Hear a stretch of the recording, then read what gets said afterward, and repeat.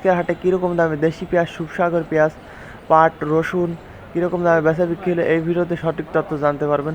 আর দর্শক, আপনাদের এলাকায় কীরকম দামে পেঁয়াজ, রসুন, পাট বেচা বিক্রি হলে সবাই কমেন্টে জানাতে পারেন।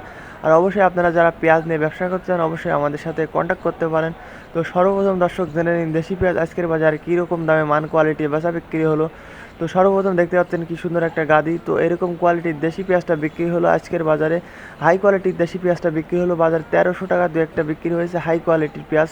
আর সর্বনিম্ন বিক্রি হয়েছে 1100 থেকে শুরু করে 1300 টাকার মধ্যে বিক্রি হয়েছে দেশি পেঁয়াজ আজকের বাজারে। আর সুপসাগর জাতের পেঁয়াজটা বিক্রি হয়েছে 800 থেকে 1050 পর্যন্ত বিক্রি হয়েছে আজকের বাজারে। তো দর্শক, আমি আবারও বলতেছি, সুপসাগর পেঁয়াজটা বিক্রি হলো 800 থেকে 1050 আজকের বাজারে। এবার জেনে নিন রসুনের বাজার। তো রসুন বিক্রি হলো সর্বনিম্ন কোয়ালিটির রসুন বিক্রি হলো 1700 টাকা, আর সর্বোচ্চ মাথার কোয়ালিটির রসুন বিক্রি হলো 2800 টাকা। সর্বোচ্চ মাথার কোয়ালিটির রসুন বিক্রি হলো 2800 টাকা। তো দর্শক জেনে নিন পাটের বাজার।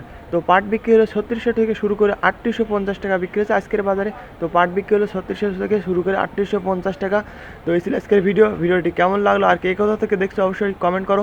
আর ইউটিউব চ্যানেলটি অবশ্যই নতুন হলে সাবস্ক্রাইব করবা। সবাই ভালো থাকবা, সুস্থ থাকবা, আল্লাহ হাফেজ।